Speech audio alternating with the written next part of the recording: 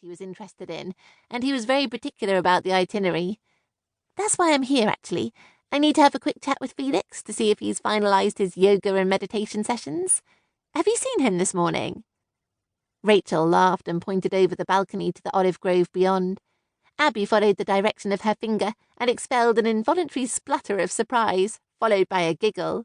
Oh, my God! There was Felix, resplendent in his finest fluorescent pink spandex shorts, with a turquoise and yellow tie-dye t-shirt, in the process of executing a perfect reverse warrior pose on his yoga mat, under the shade of one of the taverna's many lemon trees, completely in the zone, and oblivious to the fact that he now had an audience. Catch you later, Abbie. Abbie watched Rachel saunter serenely towards the table of neglected customers, who had sensibly decided to simply sit back and enjoy the ambience while they waited for their check to arrive, receiving a plate of complimentary baklava for their patience. Rachel might not be the most switched-on waitress in the Roper Valley, and it was often a lottery whether a diner would receive the exact dish they had chosen from the menu. But better a disappointed diner than a distraught dental patient, which would have been a distinct possibility had Rachel followed the path her family had wanted her to take. Abbie took a sip of her coffee, grimacing at its bitterness, and switched her contemplation to the mesmerising view spread out before her. It was early, and delicate wisps of mist still hung between the grapevines that meandered up and down the hillside as far as the eye could see.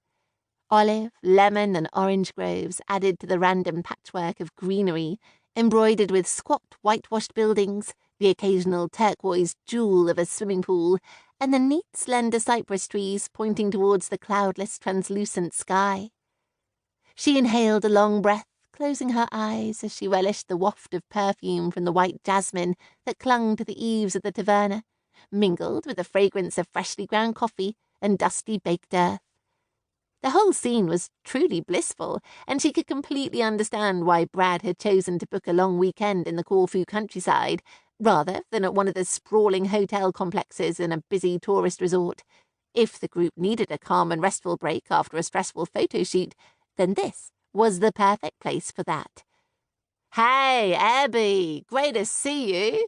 Felix called out when he finally noticed her presence. "You too, Felix. Do you mind if we have a quick chat?" "No worries."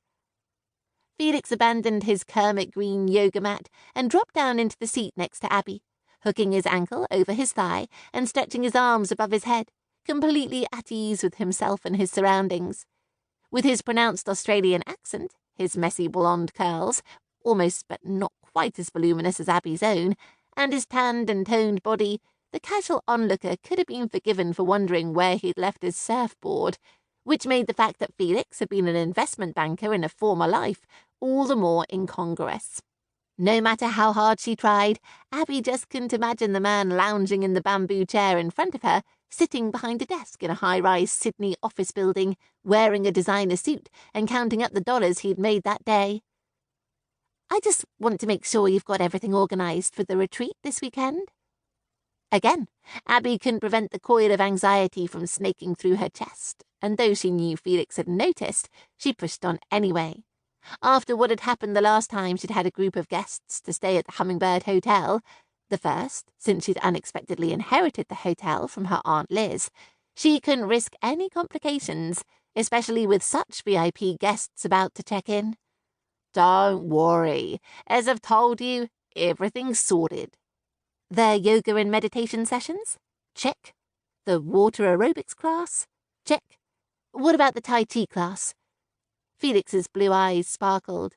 "Chill, Abbie. It's all in hand. And I have to tell you how excited I am about doing this.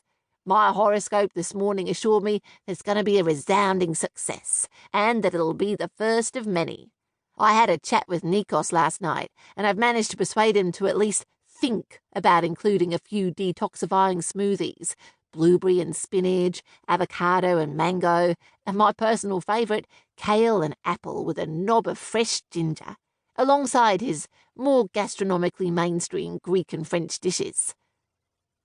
Abbie knew that when it came to the culinary side of things, she couldn't argue or even attempt any kind of input.